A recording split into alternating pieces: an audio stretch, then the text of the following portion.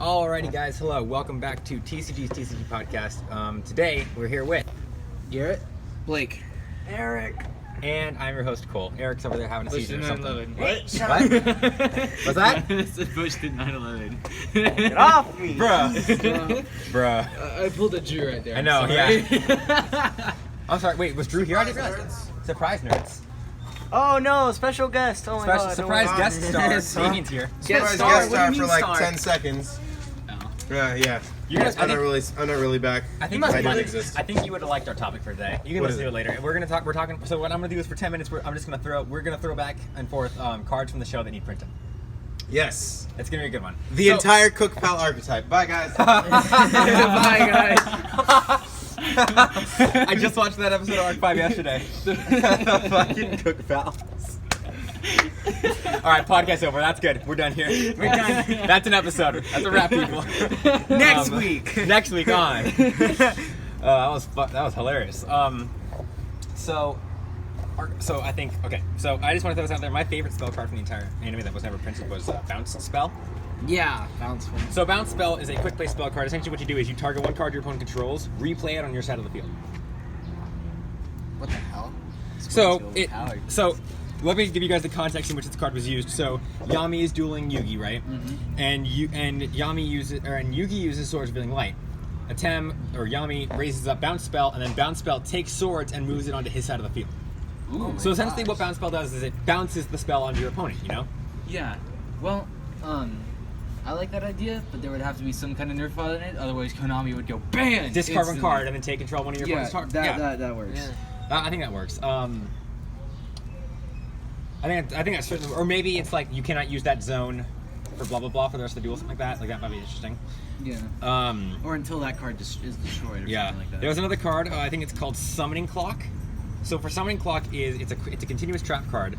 When it's activated, during each of your standby phases, place one clock counter on it. Or one summon counter on it. I think it's one summon. I don't remember exactly. It wasn't used as counters in the show. And what it did was essentially you can tribute that card and then summon, and then normal summon without tribute monsters from your hand that have equal to the number of counters on it. So I've seen that card. So its use in the anime was Yugi played Turn Jump, which I'll talk about next. In doing so, he skipped 3 turns, and in doing so, Yami in return plays Summoning Clock, and Summoning Clock allowed him to summon Queens and Kings Knight, which allowed him to special summon Jack's Knight, and then he summoned Slifer without tribute. Whoa. And then he was able to tribute the 3 knights for Ra, and that gave him all 3 Egyptian gods. Once again, Konami is like. Konami's like, No. That's OP. so is the next card, which is called Summoning Clock. Summoning Clock is a spell card. What it does is both players skip their next drop. Both players skip their next 3 turns, drop phases, but their standby phases still remain in the game. So that was really hard for me to explain how it works. So essentially the way it works is your standby phase exists. Every other phase of the game does not exist. So for 3 turns, three turns each, both of you, neither player can do anything except effects that would happen during the standby phase. So the effects of Silent Swordsman would go off, stuff like that. That's very impressive, actually. It's pretty. That would counter the DDs and their dark contracts. Yeah, that's true. It could, because that burns a lot of damage. That would burn a lot. It would burn a lot against DDs. I personally think that card has some reality in it. I think that could be a good idea. Yeah. What about you, Blake? Got anything in the show you want to throw at me? For me, I want to definitely get the because I haven't seen a lot, but apparently they are coming out with the fairy tale archetype. Yes, they're coming out with Leon's fairy tales. Yes. Cinderella, the Golden Castle of Strongberg. That's really all I wanted to see. There wasn't much in the show that I wanted to see really become a reality. There is one, and I want to see the Orichalcos cards. Oh, the Orichalcos monsters. Yes. Maybe I would say cool. if I'm correct, I think Shuneros is printed at some point. No, it's printed, but only in Japan. That's right. Okay, so And Shuneros I also really want to see the 3 layers of Seal of Orichalcos. Oh, Deuteros and Drytos? Yes. That'd be cool too. So, okay, so what you want to see is When the original Seal of Orichalcos came out, I was so happy to see it. Right. Like, I spent $40 just to get it in the box. Right. I So- haven't Yeah, I used know, any of the that's other great. cards in that box, just the Seal of Orichalcos. we should just get like Mystic. We should just get like Atlantean Arts or the like an Atlantean Dark Magic pack, and all that's in it is like stuff from Summoning the Dragons. But all the promo cards for it are stuff like Orichalcos Shuneros, Orichalcos. Crap, what was that one that owned you on Yu-Gi-Oh! Pro? Oh, I can't remember the freaking... Kitora. It was Kitora. So do you know what Kitora does in the show? No. So what Kitora did was essentially every single... So what it did was every time you would take damage, essentially it just absorbed the damage into it, and it didn't. And what it would do, I think the odd way to explain this is imagine it gets one counter for every one damage that it absorbs. Yeah, it's really... Then you can tribute it. And then when you summon Shuneros, you have to tribute it to summon Shuneros. When you summon Shuneros gets all of those counters in attack points.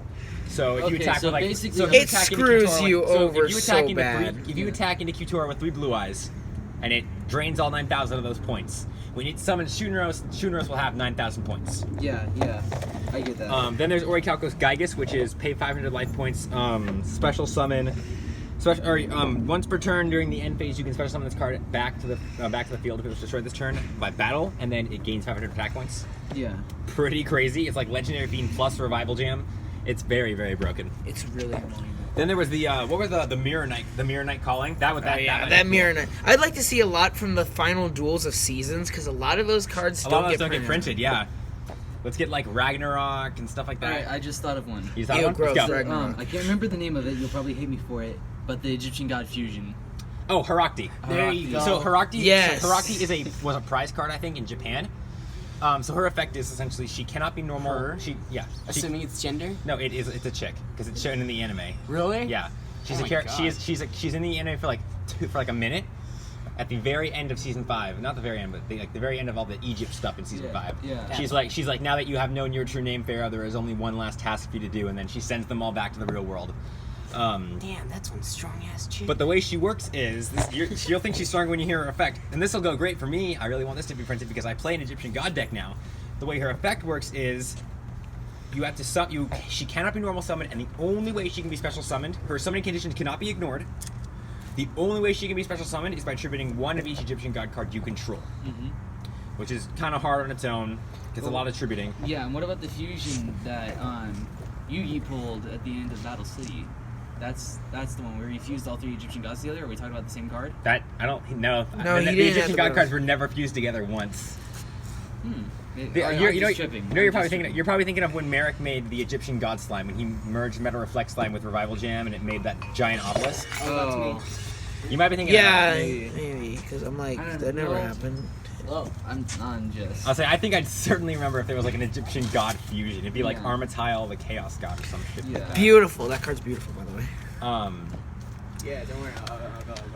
There were some cards that you Bell played that were like specifically made for like the the Sacred Beasts. There was one called Triforce. It was a quick play spell card when you play. It was a continuous spell card. What happened is you can activate it on either player's turn or on your turn. When you activated it, you get to activate 2 more of it from your deck. Hey nerds, I gotta go.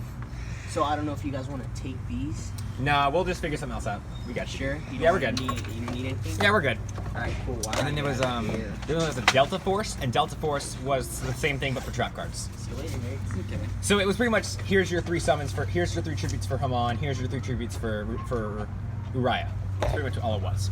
And then you just need, certain cards that you could get Raphael off pretty easily. Yeah, you can get Raviel out pretty easily. I mean, it's just fiends. So. For the longest time, I actually didn't know that Ubel was an actual card, which is cool. There was in season 4. The Darkness plays this card called Darkness. Ironically, Ironically. his entire deck is full of trap cards that are all Darkness forms. So there's Darkness, Darkness 2, Darkness 3, Darkness 4, Darkness 5. Wow, so original. But here's what they do: what happens is when you draw Darknesses 1 and 2, you have to set them. Yep. Then you have to shuffle them on your field with any other face downs you have. Or no, what happens is when there's a field spell you have to have activated or something like that. And when that's activated, every time you draw a trap card, it has to be set and it has to be shuffled on your field. And you're not allowed to look at them. Then you have to activate 1 and 2. I don't know how it would really work in an actual game because I guess because like with the duelist you could just be like, oh, activate darkness 1 and 2 and it would activate. But essentially how it would work is any trap cards that were in the middle rows between 1 and 2 would get that's the only way they can activate. Ooh. So if you activate 1 and 2, all 3 cards in the center of them can activate, but they can't activate otherwise. And they had crazy effects like deal 1,000 damage to your opponent, destroy all cards in your opponent's hand, stuff like crazy ass effects that could only get. And it was really cool to watch the duel. Like Jaden struggled like hell against him, and it was really weird because that was the first duel we actually get to see Yubel in, like in season 4. That's the only time we get to see Yubel in present time, and I'm like, all right, whatever, but. It's pretty crazy. I highly suggest you go back and watch. The duel between Jaden and. Yeah, I have a few other series that I'm working on right now. Yeah. So. I was like, Yu-Gi-Oh is always my like. mom is constantly yelling at me to get off my phone. Right. So Same here. I'm like. that's why I haven't been on Discord a lot, and when I have, it's only been for a short amount of times. Right. I wish Selena would understand that. Yeah. Because poor Damien's about to get his character voided, even though I've been gone just as long as he has, and she's like, it's because look, you've actually done stuff. You've actually done stuff in the past month, but like the reason why is because she wants to quit. She wants to quit Discord for a while so she can get to her life and stuff like that. Yeah. We won't talk about this on the podcast. We'll talk about this in a minute when we end this. Yeah. Actually, we've gone about we're on 11, so we can end this here if you guys want. You guys good with that? Yeah, sure. It was a quick one, but this one will at least hold us off until we find another place to record this, get together and record this. Sorry, in the meantime, guys, wait. it'll probably end up being for the next week. The next week that we do this, it'll probably just be me and Blake, unless Garret wants to hop over into Canyon Lake with us or something like that. That's fine. And hang out. We could do like Halo after that too. Like we could record the podcast. And That'd play be the hell out actually of Halo, fun. or something like that. Yeah. Be something really I'll cool. wreck you all. Yeah, wreck you all. Yeah. Sorry I haven't been Please. commenting. Lobo's a bitch and injustice. But that was our quick attempt at a quick 10-minute episode. So thank you guys so much for watching. This has been Garret. Blake. and Cole. Stay off the Fortnite. Don't do streets and don't play drugs.